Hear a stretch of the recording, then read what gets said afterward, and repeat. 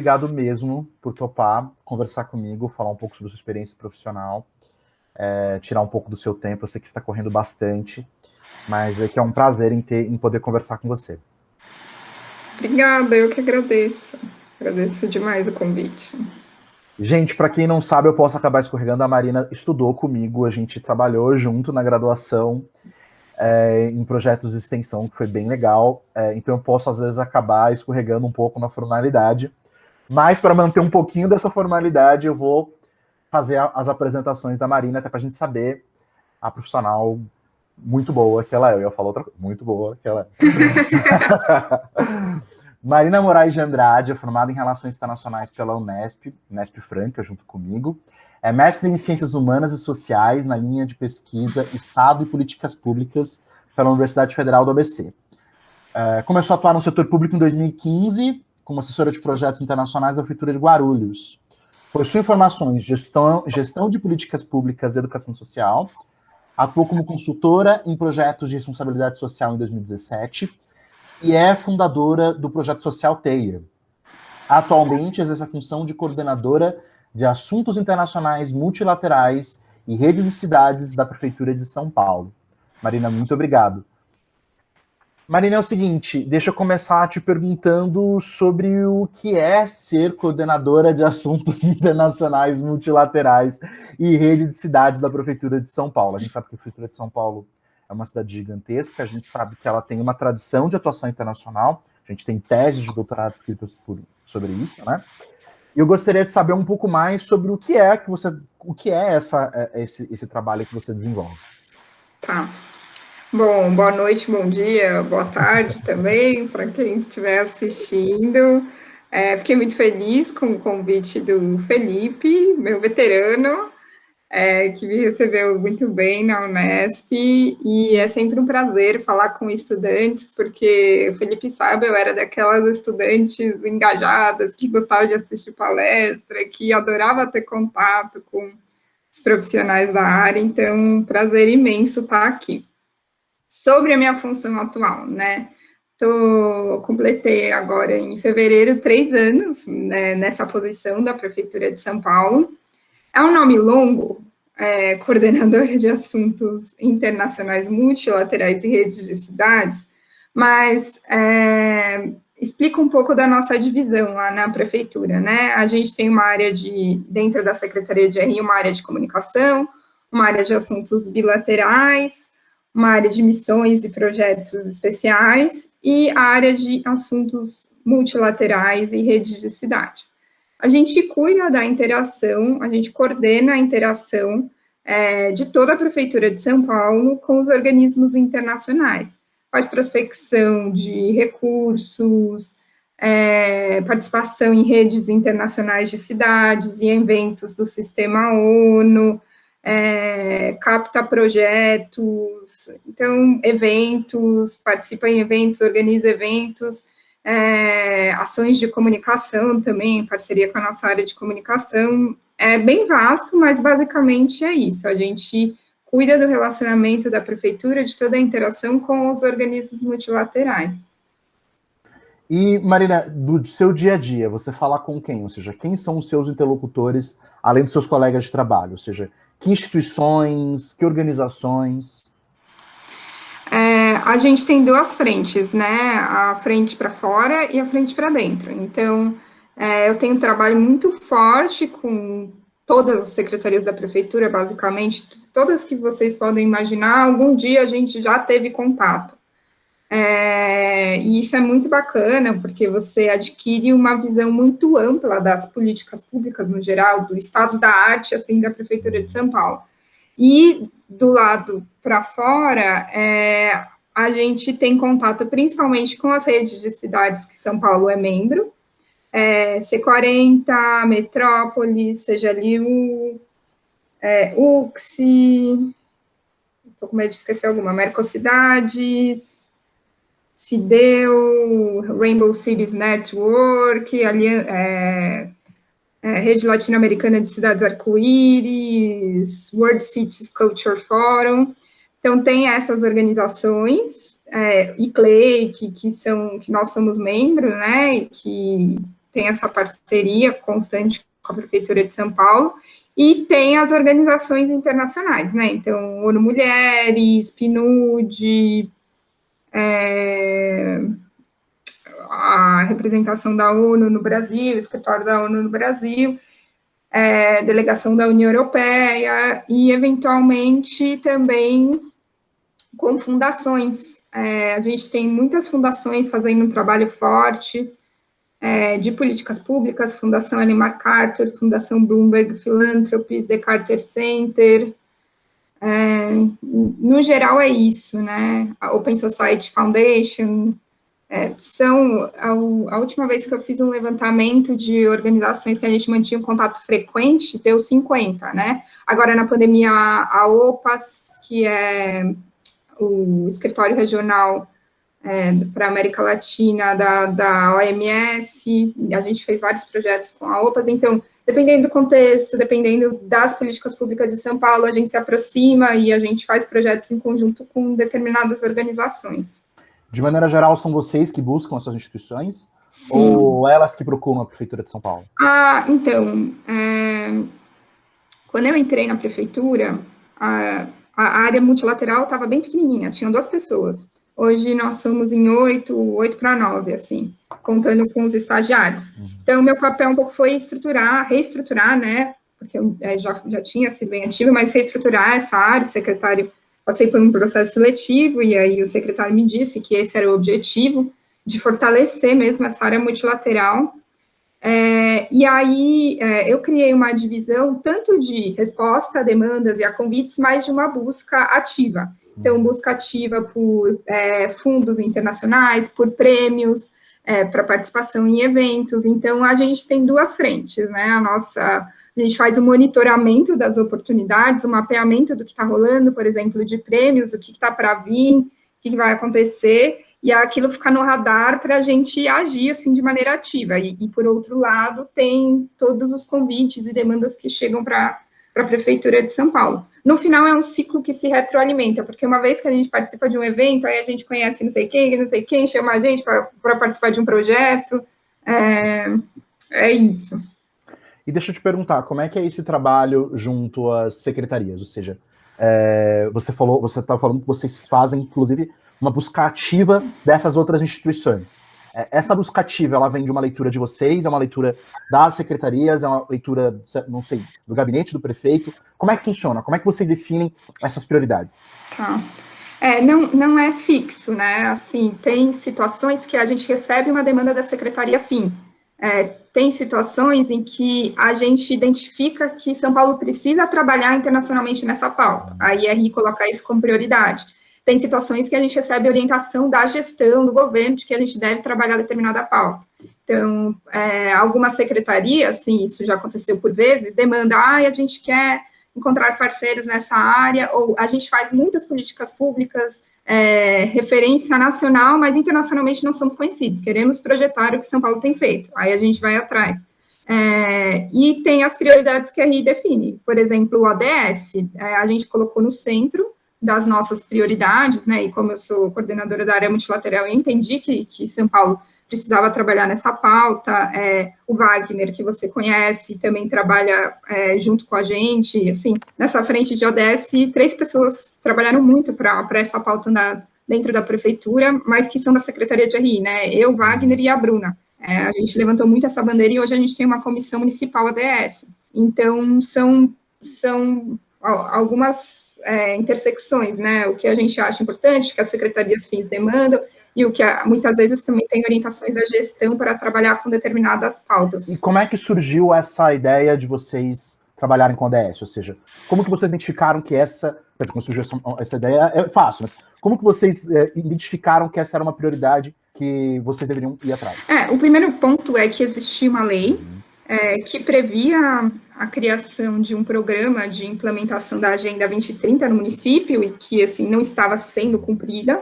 Então, a gente pegou essa lei, levantou essa bandeira, né, meio que fez um advocacy interno entre os atores políticos sobre a necessidade de trabalhar com essa pauta. E E aí, enfim, a gente envolveu a Secretaria de Governo, conversou, o Verde Meio Ambiente tinha feito, a Secretaria de Verde Meio Ambiente tinha feito já uma proposta de comissão anterior, mas que acabou sendo derrubada, enfim.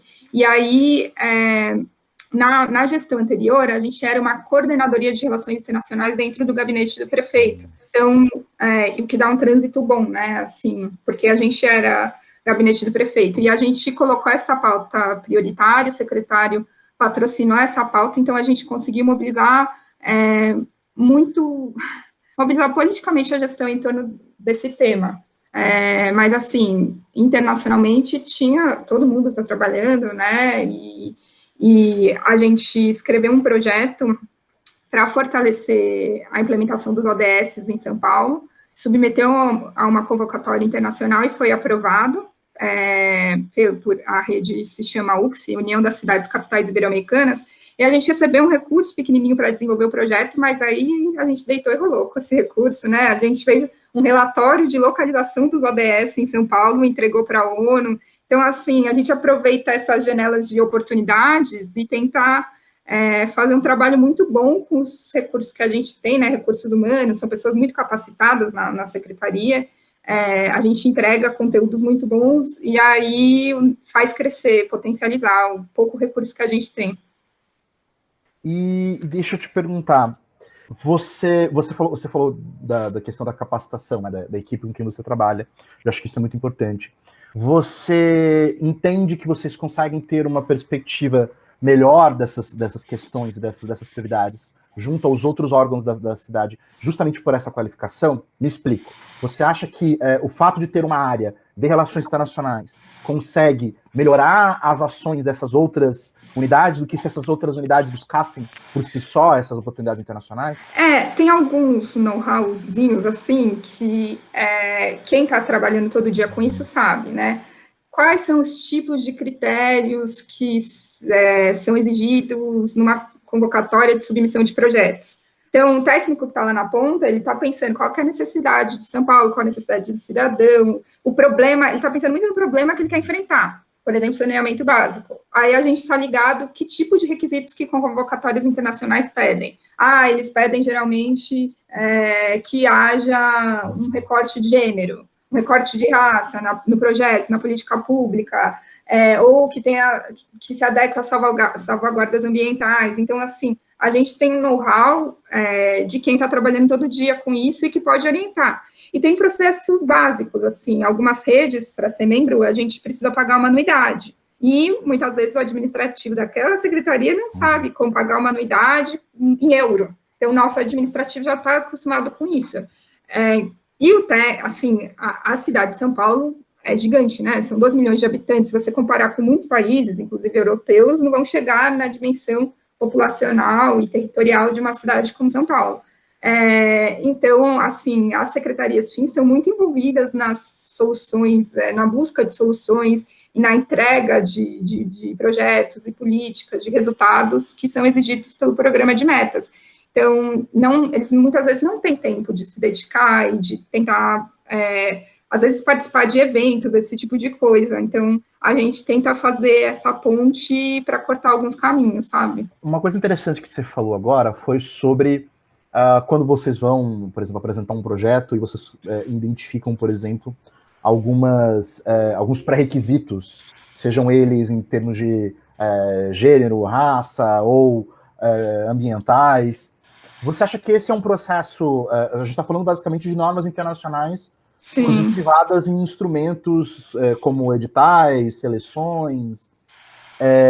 Você sente que essa é uma forma que leva a uma internacionalização uma internalização desses preceitos para a política pública na cidade? Ou seja, você acha que existe um efeito benéfico, ou seja, dessas preocupações existentes nesses órgãos para as políticas públicas, ou seja, no dia a dia, ou seja, isso ou acaba ficando mais no meio de campo ali entre o projeto e a norma internacional? Não, com certeza internaliza, né? Muita coisa do debate internacional, assim, inúmeros assuntos acabaram sendo internalizados, né? Tem 2 exemplos emblemáticos. Eu tenho participado do Plano de Ação Climática, ele vai ser lançado esse ano, e é o primeiro plano de ação climática da cidade, e foi totalmente construído em parceria internacional, e começou a elaboração a partir do momento em que o prefeito assumiu um compromisso internacional com a Rede C40. E assim, a gente já tinha uma política municipal de mudança do clima? Sim. Já tinha uma área da Secretaria do Verde e do Meio Ambiente que trabalhava com mudança do clima? Sim. Já tínhamos um comitê de clima e ecoeconomia na prefeitura? Sim, mas era uma pauta que estava muito no verde e no meio ambiente. A partir do momento que a gente começou a elaborar o plano de ação climática, que pretendia envolver a prefeitura inteira e envolveu, a gente começou a provocar em diversas áreas da prefeitura essa reflexão. Então, assim, como que direitos humanos consegue incorporar diretrizes no combate às mudanças climáticas? Como que desenvolvimento consegue incorporar diretrizes no combate a mudanças climáticas? Todas as secretarias tiveram que propor ações concretas em termos de adaptação e mitigação à mudança do clima. Então, provocou uma reflexão em muitas áreas técnicas da prefeitura, que se não fosse por esse processo, não teria provocado. E aí, um outro exemplo que eu cito foi que eu estou desde o começo também trabalhando numa parceria, num projeto de economia circular com a Fundação Ellen MacArthur, e antes da gente começar esse projeto, eu praticamente não ouvia, assim, esse conceito de economia circular dentro da prefeitura. E a gente teve uma primeira fase dessa parceria, que foi a iniciativa de alimentos, e agora a gente está indo para uma parceria mais ampla, que envolve finanças, moda, alimentos e uma série de outras áreas. E agora eu já sinto, assim, que esse conceito está muito mais apropriado e que o técnico que está na ponta está olhando para como a gente pode tornar os nossos processos circulares e não lineares, gerar menos lixo, enfim. Anlurb, que é a autarquia de limpeza, já olhava para isso, já fazia parte de compostagem, mas eu vejo uma disseminação de conceitos de uma maneira muito transversal, que diferentes áreas se apropriam, entende? E a gente tem muito, que as redes fornecem muito para a gente, e esses parceiros, fundações, são capacitações e trocas de experiência. Então, muitos servidores, assim, eu não tenho número, mas desde que eu entrei, já perdi a conta de quantos servidores participaram de cursos e formações internacionais na Academia de Adaptação Climática. Então, a gente foi conhecer em loco políticas públicas de adaptação, porque Roterdã é uma referência internacional, e aí você vê que, sei lá, os técnicos de saúde que já trabalhavam com isso, com epidemias, com enfrentamento a epidemias, começam a linkar mais com o assunto das mudanças climáticas. Por exemplo, a educação também foi uma representante, e aí você vê, sei lá, o pessoal de obras e de educação conversando, como é que a gente pode fazer uma escola, construir uma escola que tenha painel solar, que gere menos lixo. Então, muitas ideias, né, começam a surgir dessa troca. Muitas vezes a gente senta para conhecer. O desafio, muitas vezes, é o trabalho transversal na prefeitura, né? E é nesses momentos que você tem oportunidade de conhecer o que o seu colega faz e de tentar trocar, né? Vi muito isso, muito. Um tentando incidir no trabalho do outro e proporcionando mudanças reais, sabe? Vou pedir para você fazer um parênteses bem curto e explicar para mim, em poucas palavras, o que é economia circular, que é um conceito que eu não conheço. Acho que eu já devo ter trombado com ele, mas eu não domino, né? Eu imagino que muitas das pessoas que estão assistindo também não dominam. O que é economia circular, Marina? Explica pra gente rapidinho. Tá, eu não sou a melhor pessoa, sou nova nisso. O meu papel foi captar a parceria e fazer com que ela prosperasse na prefeitura. Mas, enfim, hoje o sistema que a gente vive, ele adota uma economia linear, né? A gente extrai a matéria-prima, a gente consome, utiliza e ela tem um destino final, que é o lixo. Para onde vai o lixo? Para a terra. O lixo está aqui, né? Ele está com a gente. E os grandes centros urbanos já estão chegando no esgotamento, não tem mais para onde destinar os lixos. E o conceito de economia circular, ele pensa, é uma economia em círculo. Então, eu não vou pensar em extrair a matéria-prima, consumir para jogar fora, porque o fora não existe, é tudo dentro da terra. Então, eu tenho que pensar desde o design do produto, se eu preciso extrair aquela matéria-prima, se eu já tenho disponível ou não. Então, e outra coisa, o design, por exemplo, é uma coisa que eu posso proporcionar que o produto seja reutilizável. Então, eu vi alguns exemplos de fone de ouvido que quebrou a haste, você pede da empresa uma haste nova. Tá ruim o fone, você pede um fone novo. É tudo, esqueci o nome disso, mas substituível, sabe? Você devolve para a empresa faz a logística reversa.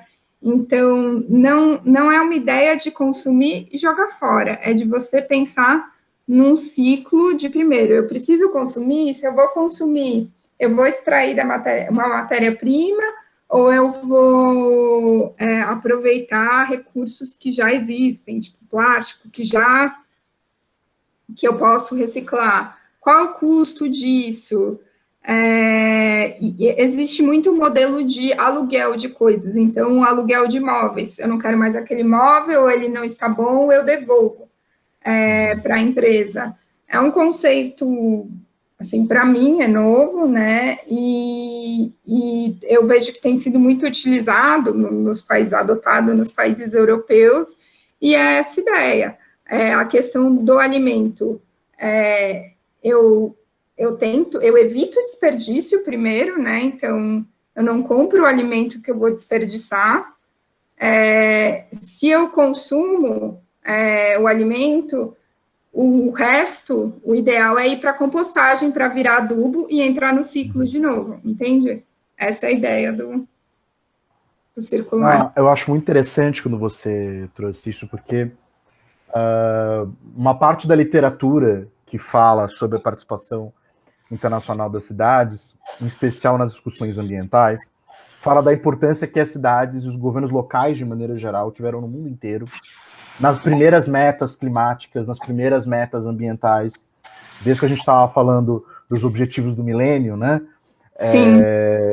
Da importância que os governos tiveram, e principalmente dos governos locais, né? Alguns governos regionais também, mas os governos locais na internalização e na realização. E é bom ouvir isso de você, primeiro por ser uma verificação, não, a literatura não está viajando, né? Sim. Na prática isso está acontecendo, né?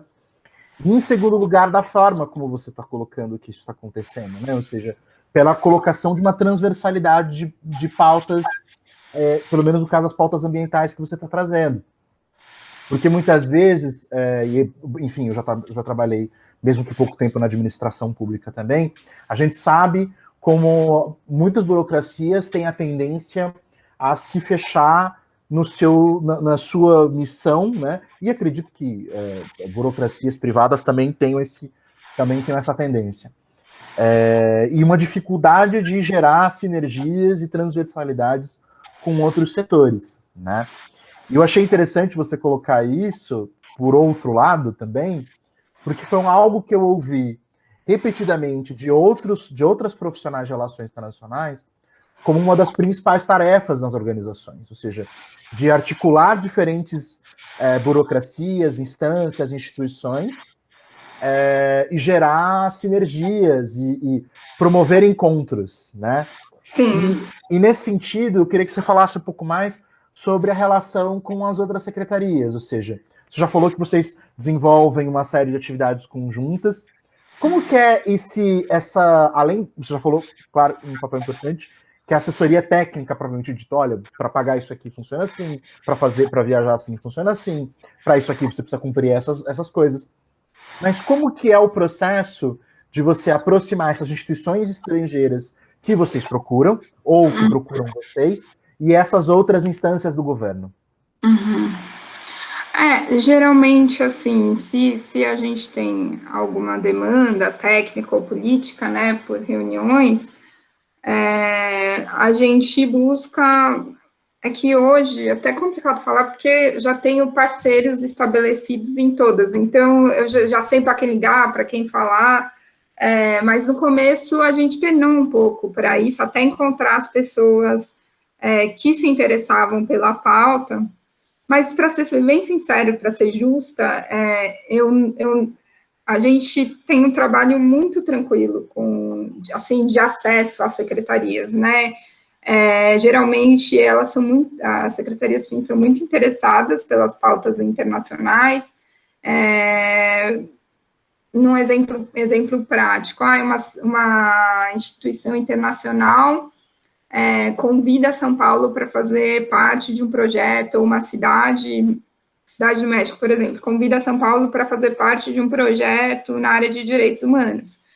Aí a gente faz contato por e-mail, por processo SEI, tem um processo eletrônico na prefeitura, que às vezes a gente utiliza para deixar registrado lá a movimentação, o histórico daquilo. Marca a reunião e aí já começa a estruturar. Mas qual que é a chave do negócio? A gente acompanha o processo do começo ao fim, entende? A gente faz as costuras, a gente tá sempre junto. É cansativo, a nossa equipe é pequena para o tamanho da prefeitura, sim. Mas essa é a chave. A gente não pode passar para a secretaria e falar, olha, não sei quem quer falar com você, tô. Não, a gente acompanha o processo inteirinho, assim, as reuniões, na maior parte das vezes, quando não são projetos, assim, que fogem muito, que são muito técnicos, aí a gente se ausenta de algumas discussões, mas, no geral, a gente acompanha o processo inteiro. Caso, por exemplo, do Plano de Ação Climática, caso desse projeto de economia circular, que tem um comitê intersetorial que é presidido pela Secretaria de RI. Então, esse é o nosso papel, de estar sempre puxando o pessoal. E aí, eu vejo que você estava falando, né, da pauta de mudanças climáticas, de economia circular, enfim, como uma pauta ambiental, mas a grande sacada da questão das mudanças climáticas foi que a gente deslocalizou essa pauta do verde do meio ambiente. Ou seja, essa é uma pauta de todo mundo.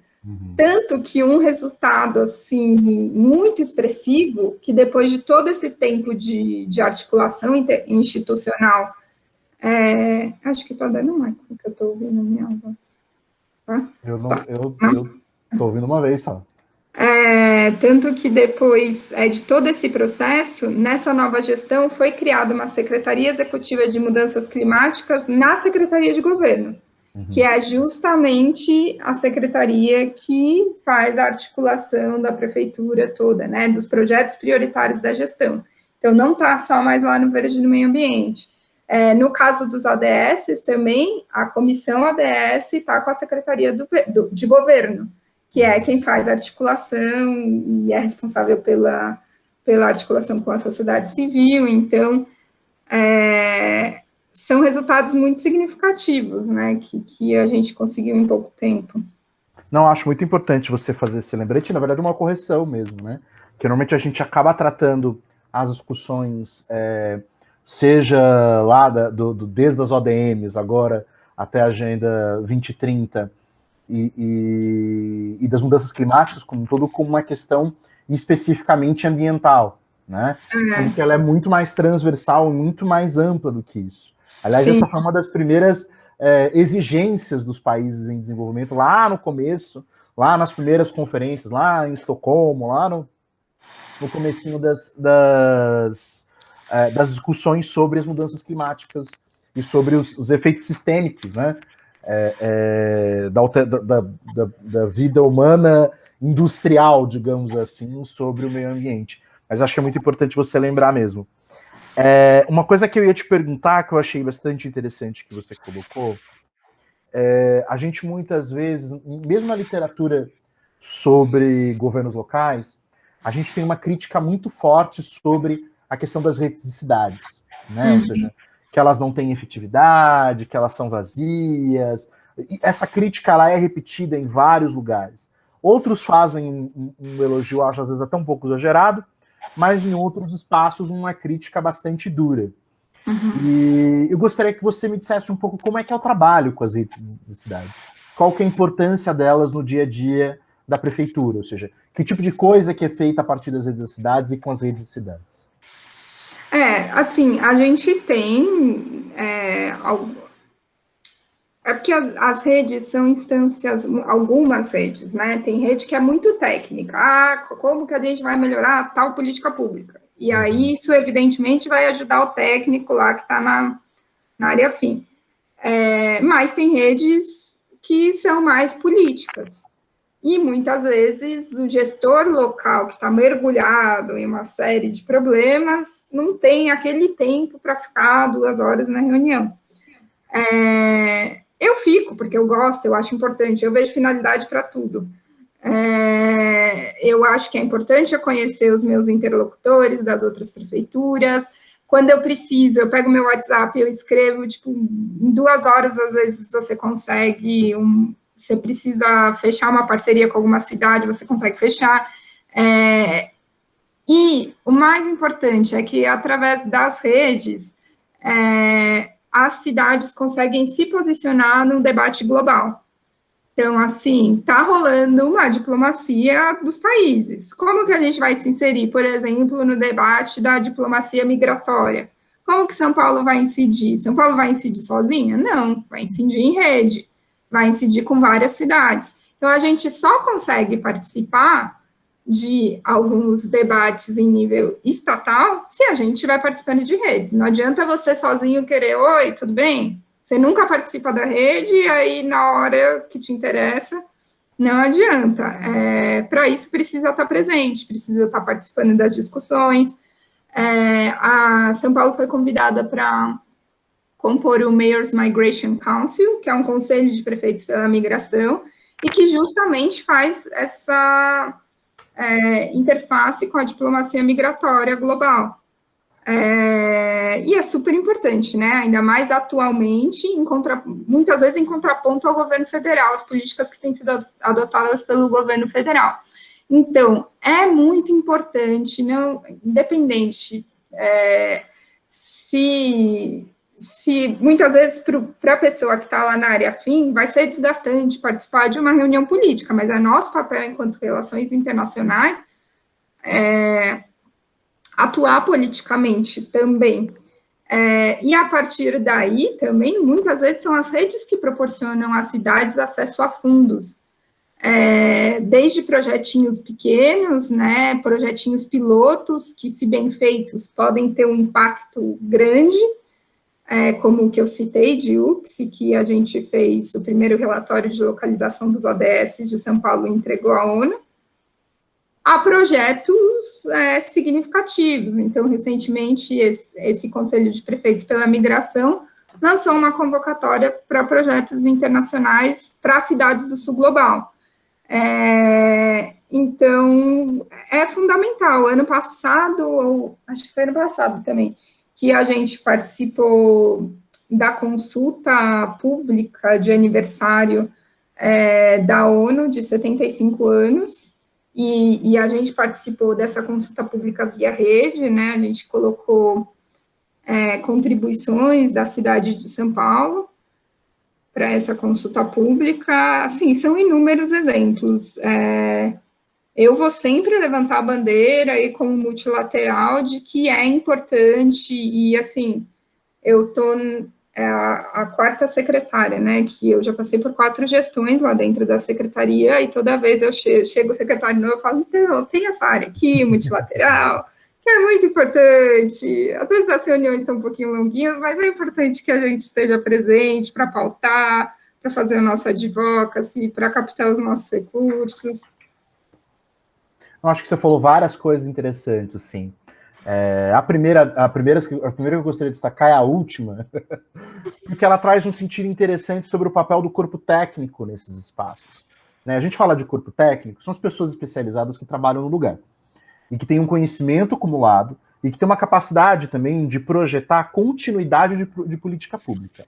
Quando a gente está falando, óbvio, de um órgão de governo. A gente está falando de qualquer instituição, a gente está falando da mesma coisa, ou seja, a capacidade que desse grupo tem de transmitir esses conhecimentos e de transmitir essas permanências, né? De demonstrar, olha, isso aqui é um relacionamento de longo prazo, que eu acho que é uma coisa que você falou, que eu achei uma das mais interessantes que você falou agora sobre redes cidades, sobre como eles são relacionamentos de longo prazo, né? Ou seja, que leva vocês a terem contatos diversos com diferentes instituições, com diferentes instâncias, e facilita os contatos, seja na questão mais técnica, né?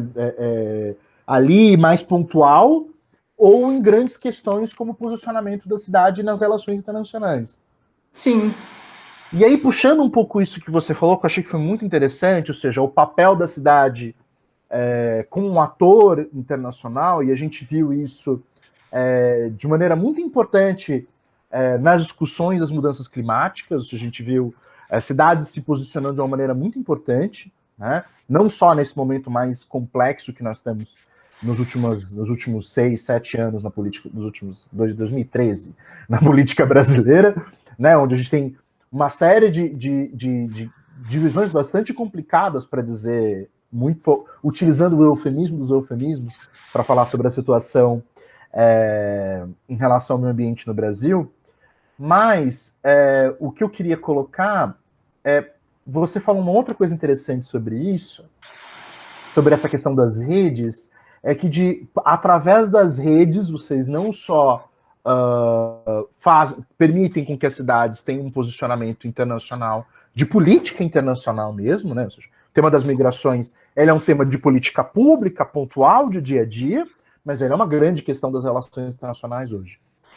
Como também acesso às Nações Unidas. E essa era uma outra pergunta que eu ia te fazer. Como que é a relação de vocês com organizações internacionais como as Nações Unidas, que são, em sua origem, em sua forma de estrutura, dirigidas a estados, né? Ou seja, elas são basicamente feitas para atender os interesses dos governos nacionais. Como que é a relação de vocês com essas instituições e no que elas trazem para o dia a dia das políticas públicas nas cidades? Então, a gente tem a parceria mais recente que eu posso citar é com a OPAS, né, que é o escritório regional da OMS. Quando começou a pandemia, eu não sou muito normal também.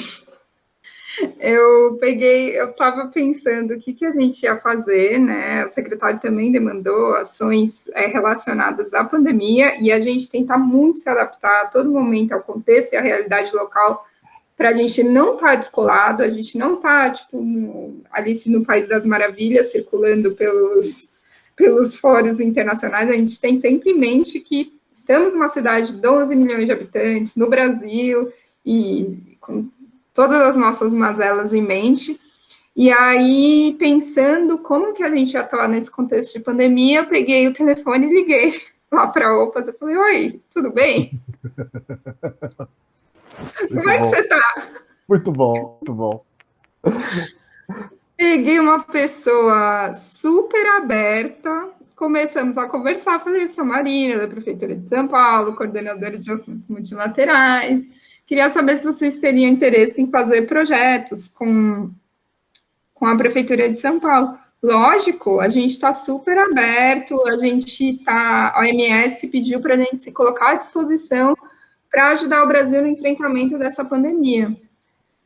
Bom, daí a gente tentou contato com a Secretaria de Saúde, mas que estava assim completamente mergulhada no enfrentamento à pandemia. Aí também não adianta você ficar insistindo com o pessoal que está sofrendo, né? Tipo assim, a galera da saúde estava enfrentando uma situação brava. Não adianta, oi, vocês vão trabalhar com a OPAS? Vamos trabalhar com a OPAS? Não, agora não dá.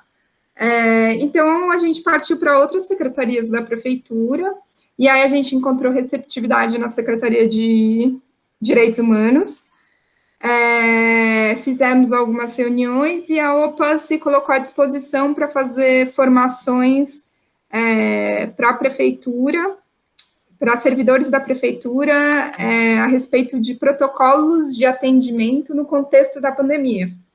Então, e aí, assim, o pessoal da minha equipe trabalhou muito, o Jefferson, Thalita, não posso deixar de mencionar que foram pessoas que colocaram a mão na massa e aí fizeram aquele trabalho que é muito importante, que é o trabalho de formiguinha, pega OPAs, faz a reunião com a secretaria, participa da reunião com a secretaria, marca a reunião com a secretaria. Aí depois a gente marcou isso, várias reuniões, para a gente acertar uma capacitação da OPAS para servidores da prefeitura. E a primeira capacitação foi para servidores que atendem equipamentos voltados para mulheres. E aí foi na Casa da Mulher Brasileira, que atende mulheres em situação de violência. E aí é isso, a gente vai ocorrer a capacitação, estamos lá no dia, recebendo a OPAS, participamos, ficamos na medida do possível, o máximo de tempo que dá, e aí damos todo o suporte para a OPAS. Teve essa primeira formação de uma semana, e aí a segunda formação foi para servidores que atendem nos equipamentos, nos centros de referência LGBT.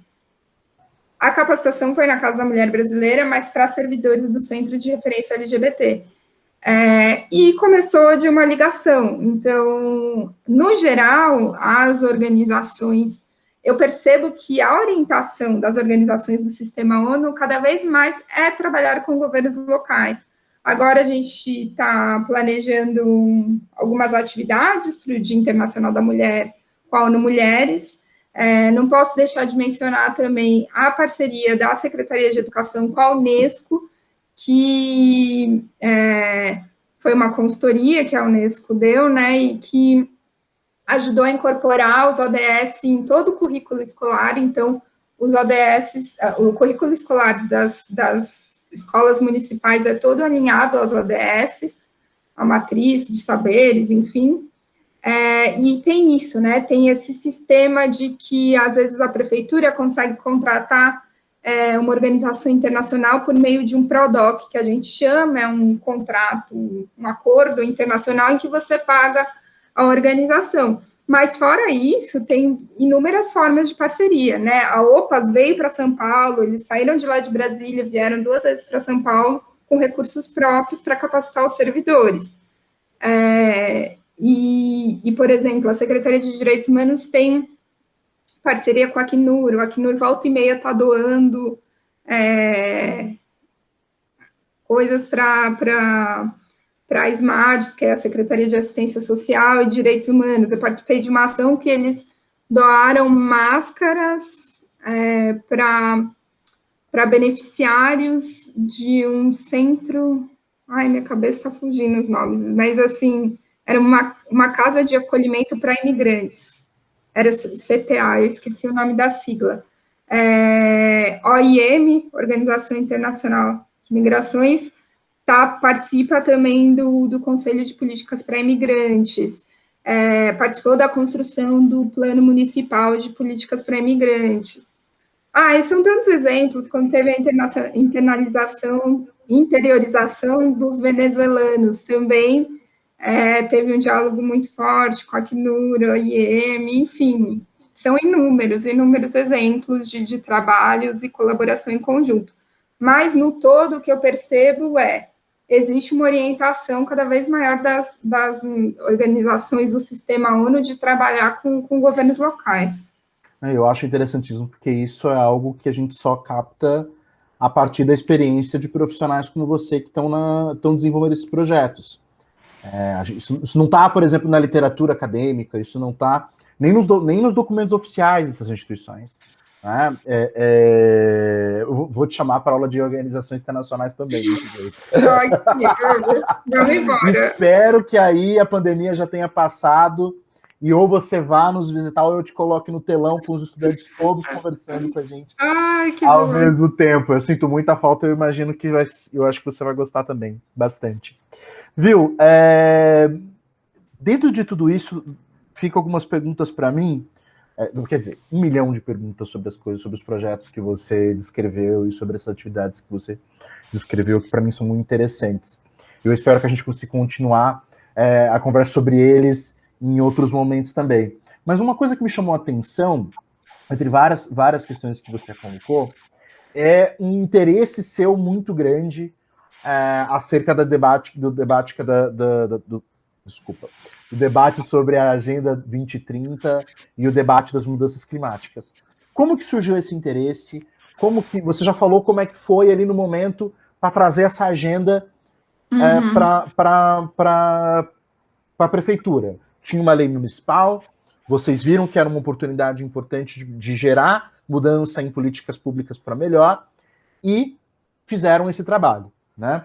Eu sei que eu estou simplificando, mas eu acho que é importante só para a gente localizar. E da onde que veio esse interesse seu? Falando aí não do setor em que você está trabalhando, mas mesmo seu, assim, isso já era desde a faculdade ou foi depois? Como é que foi isso? Não, então, eu tive contato, por exemplo, com a pauta climática na prefeitura mesmo, né? E eu tive que, assim, me apropriar dela do dia para a noite, estudar, entender uns termos super específicos. E, se eu não me engano, da Agenda 2030, meu contato mais próximo mesmo começou na prefeitura. E eu percebi que essas agendas seriam formas de sofisticar a política pública municipal. Então, assim, o que os ODS trazem para a política? Às vezes a gente está olhando só para um lugar, e como que a gente olha para o todo, né? Como que a gente pensa em combater as mudanças climáticas numa cidade de São Paulo, pensando em área de risco, em população mais vulnerável, em recorte racial, entende? Na construção do plano de ação climática foi feito um estudo de áreas de risco, quais são as áreas de risco da cidade, quais são os riscos, deslizamento, qual população é afetada por deslizamentos, tem nome, tem cor, tem gênero, entende?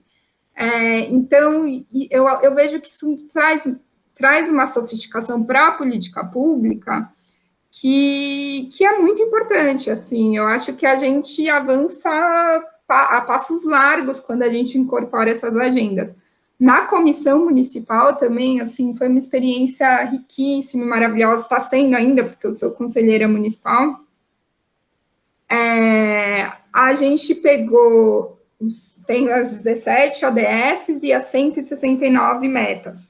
E a gente trabalhou na municipalização de cada meta. Nem todas foram municipalizáveis, mas a gente discutiu junto com a sociedade civil, porque tem câmaras temáticas com participação da sociedade civil, teve um processo seletivo para organizações da sociedade civil participarem, e a gente pensou cada meta, como que a gente vai municipalizar?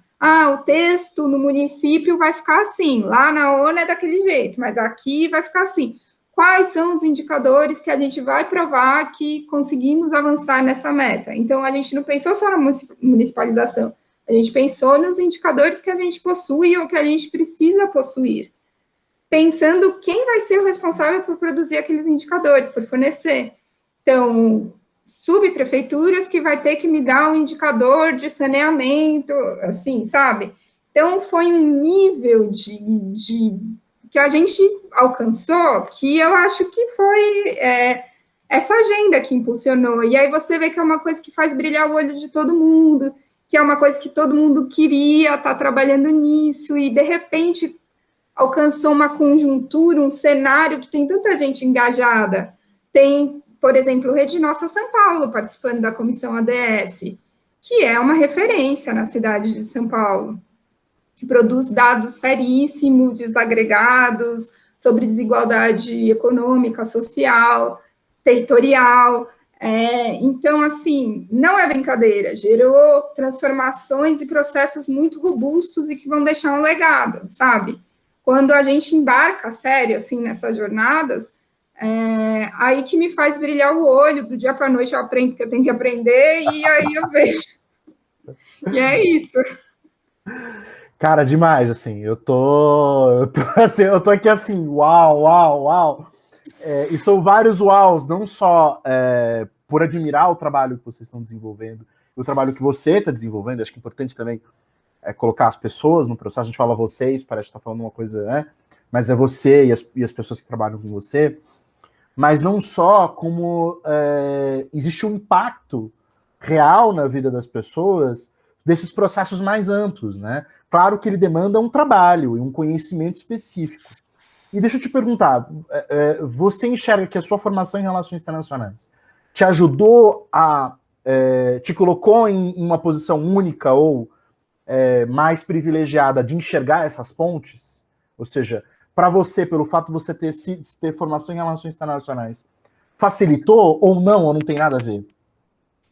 Nossa, com certeza, assim, eu acho que é muito importante, assim, diversas formações para o que a gente trabalha, gestão de políticas públicas é muito importante, às vezes comunicação social, a gente tem até turismólogo trabalhando lá, né, mas o que une todos que estão lá na secretaria são todos muito estudiosos, sabe, e interessados. Então, falando particularmente da minha formação, a Unesp foi, assim, revolucionária na minha vida. Quando eu cheguei como bichete, você me conheceu, eu fiquei encantada, porque os alunos faziam tudo lá.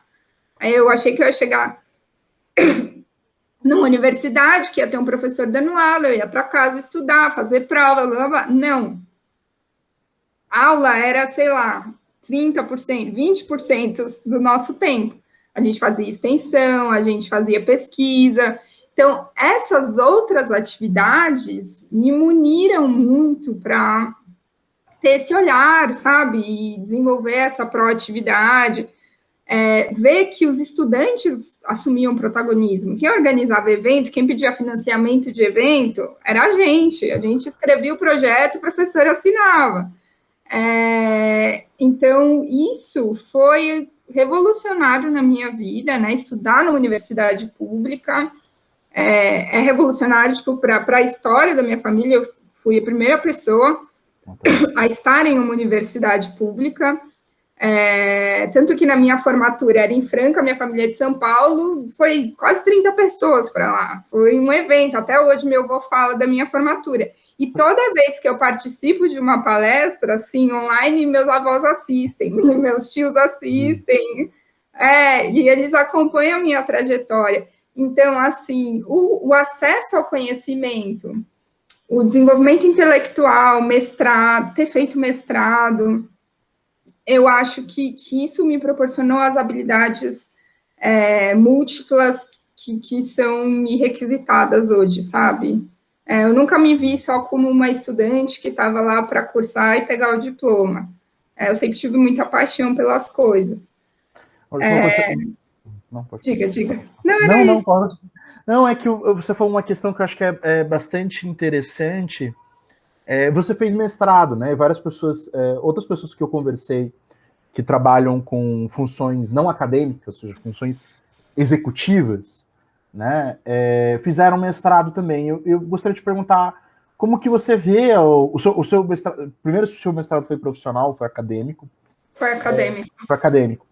E eu imaginei, pelo programa, eu imaginei que era acadêmico, mas eu achei importante confirmar. Qual que você acha que foi o papel do mestrado para o seu trabalho hoje?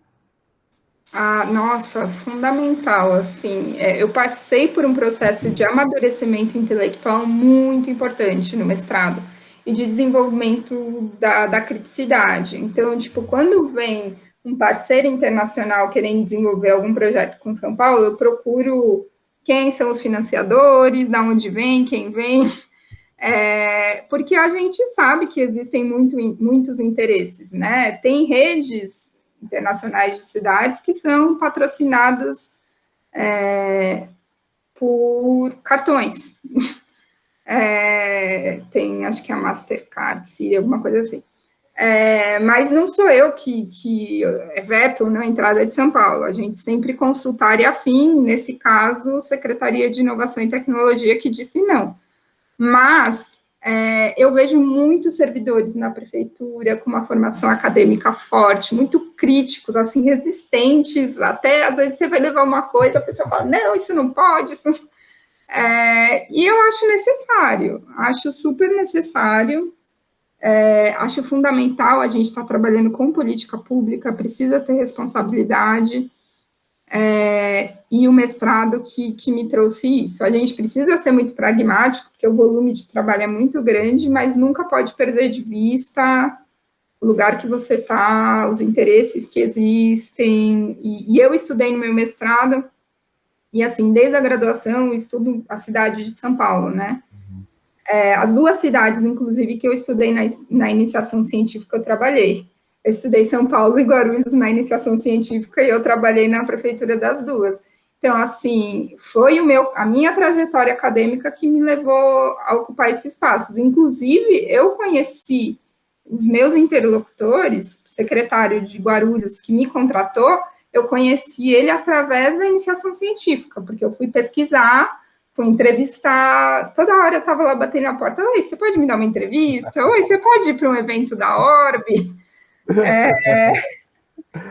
Só Então, explicando para quem não sabe que está assistindo a gente, Orbe é a empresa júnior de Relações Internacionais da Unesp Franca, em que eu e a Marina trabalhamos no setor governamental, que desenvolvia assessoria e consultoria para governos locais, né? A gente pensava nisso já naquela época como um campo de trabalho de prática profissional em RI, né? E essa era uma outra coisa que eu ia te perguntar, como é que você foi parar na prefeitura de Guarulhos? Foi de tanto você estudar Guarulhos que eles te chamaram para ir para lá, então? a primeira, eu não lembro se a primeira coisa, não, a primeira coisa foi acadêmica e a segunda Orbe, né? A primeira, porque eu estava estudando orçamento Na graduação participativo. ainda. Hã? Na graduação ainda, é importante só Isso, destacar. na graduação, segundo ano de graduação. Eu já estava enchendo o saco lá do pessoal de Guarulhos. Segundo ano de graduação, estudando orçamento participativo de Guarulhos, que era uma política pública assim, que estava muito internacionalizada. E aí eu liguei para entender, a gente tinha que fazer uns questionários da iniciação científica, tive esse primeiro contato. Depois, com a empresa Júnior, que assim, eu não posso deixar de mencionar que foi realmente o meu grande contato. Tudo que eu estou fazendo hoje, a gente pensava lá na empresa Júnior, assim, não era estudante doido, viajando, não, era exatamente, se eu pegar os projetos da Orbe, é exatamente o que eu faço hoje na prefeitura.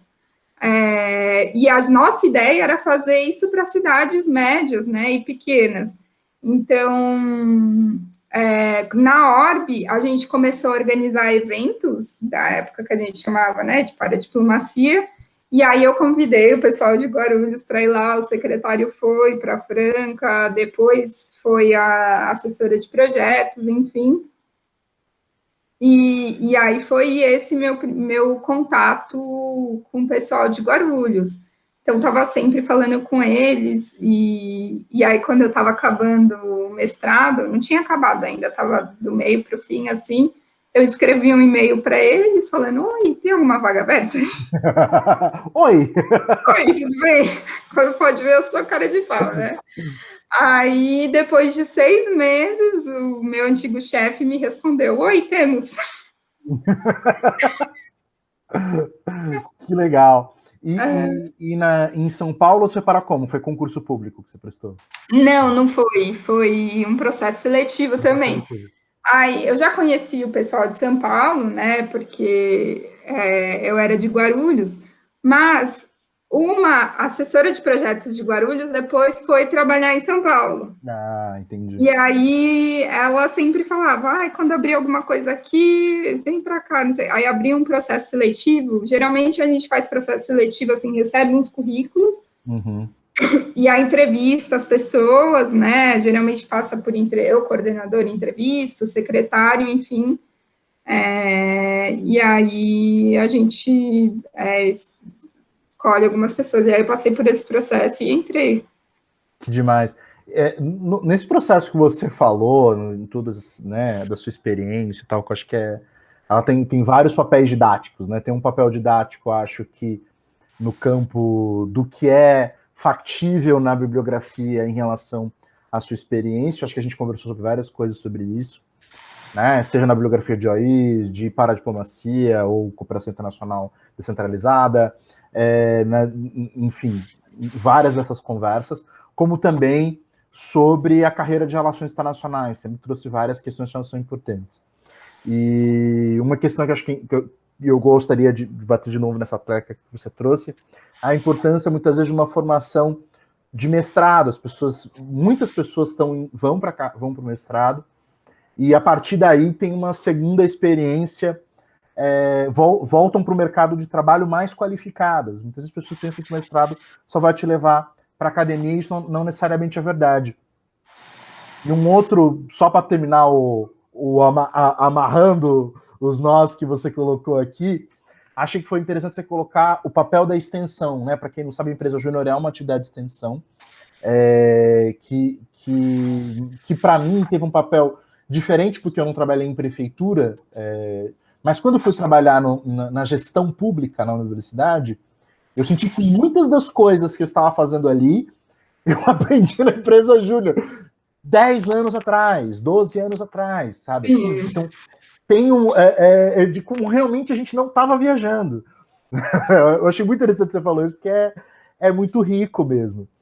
E eu só queria te perguntar, parece uma pergunta meio de headhunter, né, essas coisas, mas acho que é importante colocar, né, o tipo de habilidade que você vê que são interessantes serem desenvolvidas nesse tipo de posição que você está, né? Você já falou, comunicação, você obviamente é uma pessoa que se comunica bem e não tem vergonha de bater nas portas que precisa bater, e eu acho que isso é fundamental.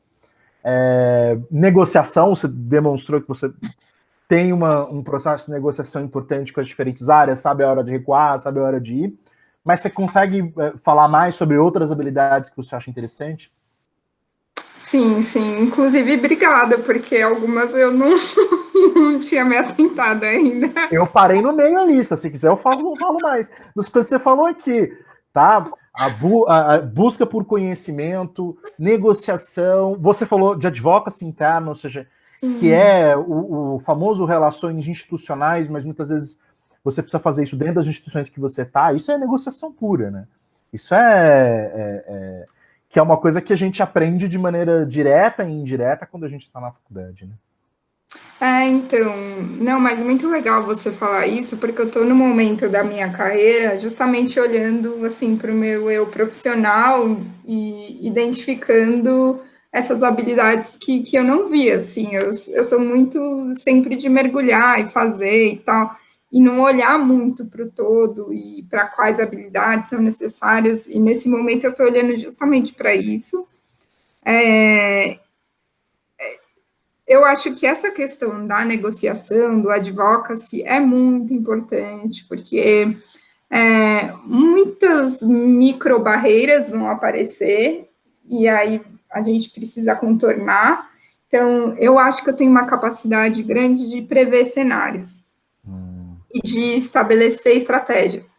Então, eu vou mandar, chegou esse convite, eu vou mandar para o meu ponto de contato, eu vou mandar de chefe de gabinete para chefe de gabinete, secretário para secretário, eu vou mandar pelo processo SEI, qual que é o melhor caminho para isso dar certo? Aonde que eu vou encontrar um engajamento maior?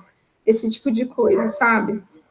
Precisa ter muita sensibilidade política, porque muitas vezes o gestor está pontuando uma coisa que você não concorda, mas é porque ele tem uma outra visão. Eu estou no papel de técnica, ele está no papel de gestor político, né? Então, você precisa ter sensibilidade na hora que deve prosseguir, na hora que não deve, saber identificar a janela de oportunidade, isso é muito importante, assim, a hora que vai... eu já trabalhei em lugares que o terreno não era fértil e eu sou muito teimosa, assim, eu vou tentando, mesmo tentando, muitas coisas não rolaram. E aí, na Prefeitura de São Paulo, nesse período que eu estou, o terreno estava muito fértil, então eu vi, identifiquei esse cenário e aí saí, né, igual doida tentando, e encontrei um monte de doido junto lá na secretaria, fora da secretaria, e a gente foi fazendo. Então, eu acho que são essas sensibilidades políticas, capacidade de negociação, flexibilidade, você precisa ser flexível. E a outra coisa que eu ia falar, que eu ia falar já várias vezes e eu esqueci,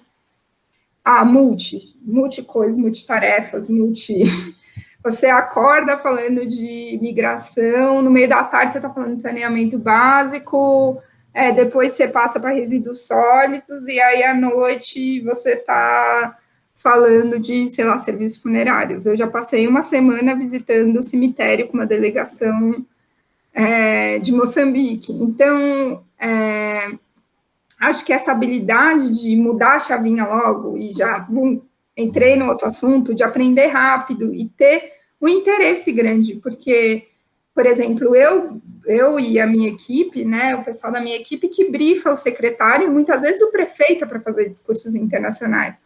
Então, a gente tem um rigor técnico, eu não vou passar informação que não seja confiável sobre transporte, sobre resíduos, sobre, enfim, N coisas, a gente já escreveu discurso sobre isso. Então, tem um rigor técnico, que é isso que a academia traz, sabe? Eu sou chatinha, assim, com dados, com o que está escrito. No geral, acho que são essas habilidades, né? Quem é servidor público e tenta fazer o melhor de si, acho que tem esse rigor técnico um pouco acadêmico, né? Uhum. Eu achei interessante você colocar, porque isso é uma outra questão que eu já ouvi de vários profissionais de RI já, que é justamente essa habilidade de tratar de diversos temas muito diferentes da formação, né? Ou seja, Sim, claro que não com a profundidade de um especialista naquela área, mas sim. seja, a capacidade de buscar informação e saber tratá-la minimamente, né? Isso. E trabalhar com ela. Mesmo que você não, assim, você não é especialista em serviços funerários, mas você entendeu o mínimo ali, o básico do que era aquele projeto, para que você pudesse acompanhar o que os caras estavam fazendo. Então, eu já estava em evento, assim, que estava sentadinho atrás, né? Foi uma cúpula internacional que a gente foi, e aí o secretário me escreveu, quantos, como é que chama? Trólebus temos em São Paulo. Eu, tipo, umas perguntas bem específicas. Então, assim, a gente já... Eu já fiz o trabalho de assessoria e é exatamente isso. Quanto, mas eu que não sei. Só olha assim, mais um minutinho. A gente, assim, qual a população de rua de São Paulo do último censo? A gente já tem que localizar umas informações-chave na cabeça. E é isso, no geral, eu vejo que as pessoas gostam, elas gostam de aprender e de as pessoas que trabalham comigo, né? Porque quem não se dá com isso é um inferno, né? Trabalhar com 200 mil assuntos diferentes e saber falar com alguma propriedade sobre eles. Precisa gostar. Não, e buscar informação e se aprofundar sobre ele. É uma mente pesquisadora. Eu sempre pergunto, quando eu converso faço processo seletivo, esse tipo de coisa, você gosta de pesquisar? Porque essa é a nossa vida. Não, eu acho interessante você colocar isso, porque muitas vezes a gente acha que a pesquisa acadêmica, e você já colocou isso de outras formas durante a nossa conversa, que ela só tem uma função dentro da academia, quando na verdade ela pode ensinar várias outras práticas no dia a dia, né? No dia a dia profissional. Né? Ou seja, um bom pesquisador, uma boa pesquisadora, ganha habilidades outras, e de pesquisa em si, né, diretamente colocado, que gera uma flexibilidade muito importante. Marina, muito obrigado. A gente poderia ficar aqui falando 38 horas, eu tenho milhões de perguntas que ficaram na minha cabeça sobre outras questões que você tocou. É muito prazer em ouvir você. É incrível, assim, quando a gente olha, né, a gente se conheceu na faculdade, obviamente, né, gente, vocês perceberam, eu sou um pouquinho mais velho que a Marina, né, então um pouquinho mais de estrada, mas não de estrada, mas de quilometragem. Não é tanto assim. Mas, dizer que eu adorei conversar com você, muito legal. Eu acho que a sua trajetória trouxe e sua experiência trouxe várias questões interessantes para serem debatidas. E é isso, se você tiver alguma coisa para acrescentar, fica à vontade. Tá sendo um prazer, de verdade. Ah, gente, eu falei demais, eu acho já, mas assim, eu amo falar com estudante, porque eu sempre me vejo, né, nesse lugar de estudante, porque. E eu me considero ainda estudante, né? Eu também. Eu não largo essa cadeira, então é isso, eu estou sempre aberta para conversas, sobre trajetória pessoal, profissional, o que vocês precisarem. Acredito muito no ser humano e trago isso para o que eu faço. E admiro muito o trabalho dos professores também, nesse meio de pandemia, que ficam se reinventando e trazendo coisas novas para os seus estudantes. Então, parabéns, professor, meu veterano. Obrigado. Desde a primeira vez que você me falou, eu falei genial, eu acho muito, muito bacana isso. E eu também fico feliz aqui de ver a sua trajetória. Obrigado, obrigado. Parabéns, é isso, gente. Contem comigo. Obrigado, Marina. Eu acho que eu vou te chamar para a gente conversar sobre OIs ou para a diplomacia. Faz tempo que eu não oferto disciplina de cooperação internacional descentralizada, que é a expressão que eu mais gosto. Tem essa disciplina? Eu ofertei 2 vezes já. Ofertei Que 2 vezes. bacana. Eu acho que agora uma outra docente está ofertando lá na Unila também. Mas foi o tema do meu mestrado, né? Da minha dissertação de mestrado. Então, por isso que eu acabei isso. Mas eu acho que eu vou. Se eu ofertar, com certeza eu vou te chamar. Mas se eu não te chamar para isso, eu te chamo para isso, com certeza. Você trouxe várias questões maravilhosas. Marina, muito obrigado mesmo. Vou encerrar aqui a nossa gravação. E é isso. Obrigadão, viu? Obrigada, gente. Tchau.